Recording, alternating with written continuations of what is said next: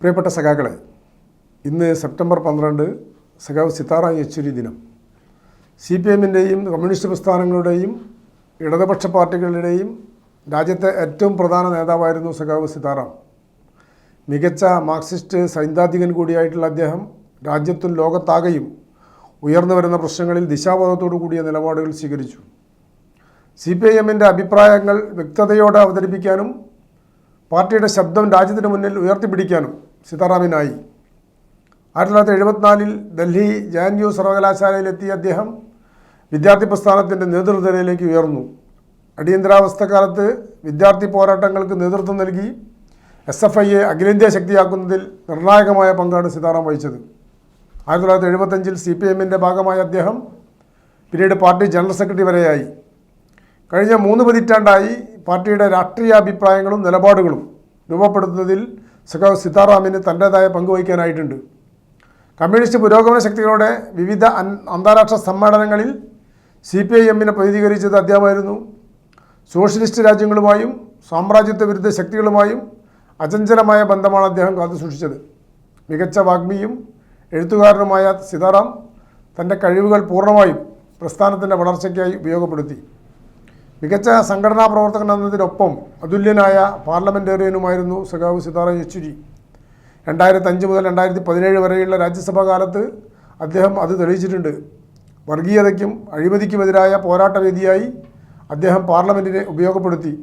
മതേതരത്വവും സോഷ്യലിസവും ഭരണഘടനാ മൂല്യങ്ങളും ഉയർത്തിപ്പിടിക്കുന്നതായിരുന്നു അദ്ദേഹത്തിൻ്റെ പാർലമെൻറ്റ് പ്രസംഗങ്ങൾ ഓരോന്നും. വർഗീയ ശക്തികൾക്കെതിരായ കൂട്ടായ്മയുടെ നേതൃനിരയിലും സഖാവ് സീതാറാം ഉണ്ടായിരുന്നു. ഐക്യമുന്നണി UPA സർക്കാരിൻ്റെ കാലത്ത് നിലപാടുകളും നയപരിപാടികളും രൂപപ്പെടുത്തുന്നതിൽ അദ്ദേഹം മുൻപന്തിയിലുണ്ടായിരുന്നു. ഏറ്റവും ഒടുവിൽ BJP വിരുദ്ധ ശക്തികളെ ഏകോപിപ്പിക്കുന്നതിലും അദ്ദേഹത്തിൻ്റെ നേതൃപാഠവും രാജ്യം തിരിച്ചറിഞ്ഞു. രാഷ്ട്രീയ എതിരാളികളുടെ പോലും ആദരവ് നേടിയെടുക്കുന്ന വിധത്തിൽ ഉന്നതമായ പെരുമാറ്റവും സംസാര ശൈലിയുമായിരുന്നു അദ്ദേഹം എക്കാലവും സ്വീകരിച്ചത്. രാഷ്ട്രീയ മേഖലയ്ക്ക് അകത്തും പുറത്തും വിശാലമായ സൗഹൃദമാണ് ദേശാതിർത്തികൾ കടന്ന് അദ്ദേഹം കാത്തുസൂക്ഷിച്ചത്. അനുദിനം മോശമായിക്കൊണ്ടിരിക്കുന്ന ഇന്ത്യൻ രാഷ്ട്രീയ സാഹചര്യത്തിലെ പോരാട്ടങ്ങൾക്ക് ശക്തി പകരുന്ന കാലത്താണ് സഖാവ് നമ്മെ വിട്ടുപിരിഞ്ഞു പോയത്. നമുക്കറിയാം, രാജ്യത്ത് അധികാരത്തിലുള്ള നരേന്ദ്രമോദിയുടെ നേതൃത്വത്തിലുള്ള RSSൻ്റെ സർക്കാർ 10 വർഷം പിന്നിടുകയും മൃഗീയ ഭൂരിപക്ഷത്തോട് രാജ്യത്ത് പാർലമെൻറ്റിലും മറ്റും അധികാര കേന്ദ്രങ്ങളിലും നിയന്ത്രണങ്ങൾ നടത്തിക്കൊണ്ടിരിക്കുമ്പോൾ രാജ്യം കടന്നുപോയിക്കൊണ്ടിരിക്കുന്നത് അനിതര സാധാരണമായ അപകടത്തിലൂടെയാണ്. നമ്മുടെ രാജ്യത്തെ സാധാരണക്കാരായ മനുഷ്യർ ദരിദ്രരായി മാറുകയും കോർപ്പറേറ്റ് വൽക്കരണത്തിൻ്റെ ഇരകളായി രാജ്യത്തെ സർവ്വ മനുഷ്യരും മാറുകയും ചെയ്യുന്നു. 40% വരുന്ന ഇന്ത്യയിലെ യുവജനങ്ങൾക്ക് രാജ്യത്ത് തൊഴിൽ ലഭിക്കുന്നില്ല.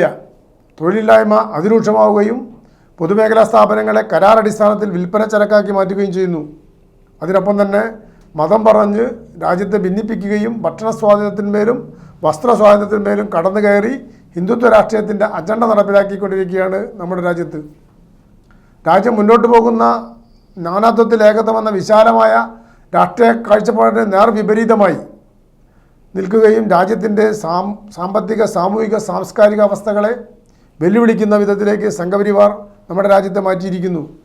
ഫിനാൻസ് മൂലധനവും മറ്റ് കുത്തക സ്വാധീനങ്ങളും ഉപയോഗപ്പെടുത്തിക്കൊണ്ട് നമ്മുടെ രാജ്യത്തെ മുഴുവൻ സമ്പത്തിനെയും കോർപ്പറേറ്റുകൾക്ക് മുമ്പിൽ അടിയറ വെച്ചുകൊണ്ടാണ് സാധാരണ മനുഷ്യൻ്റെ ജീവിതത്തെ ദുരിതമയമാക്കുന്ന ഈ രാഷ്ട്രീയ കാലാവസ്ഥയിൽ സഖാവ് സീതാറാം യെച്ചൂരിയെ പോലുള്ള ധീരന്മാരായ ദാർശനികരുടെ സാന്നിധ്യം നമുക്ക് നഷ്ടപ്പെടുക എന്നത് ഇന്ത്യയിൽ ഇടതുപക്ഷത്തെ സംബന്ധിച്ച് വലിയ നഷ്ടമാണ് ഉണ്ടാക്കിയിട്ടുള്ളത്. സഖാവ് കാണിച്ചു തന്നിട്ടുള്ള വഴികൾ, സഖാവിൻ്റെ ഓർമ്മകൾ, സഖാവ് പകർന്നു തന്ന കരുത്ത് ഈ പുതിയ കാലത്തെ പ്രതിസന്ധികളെ മുറിച്ചു കടന്നുകൊണ്ട് മുന്നോട്ട് പോകാൻ നമുക്ക് ഊർജ്ജമായി മാറും എന്നുള്ള കാര്യത്തിൽ ഒരു സംശയവുമില്ല. മുഴുവൻ സഖാക്കളെയും അഭിവാദ്യം ചെയ്തുകൊണ്ട് സഖാവിൻ്റെ ജ്വലിക്കുന്ന ഓർമ്മകൾക്ക് മുമ്പിൽ ഒരു പിടി രക്തപുഷ്പങ്ങൾ അർപ്പിച്ചുകൊണ്ട് ഞാൻ അവസാനിപ്പിക്കുന്നു.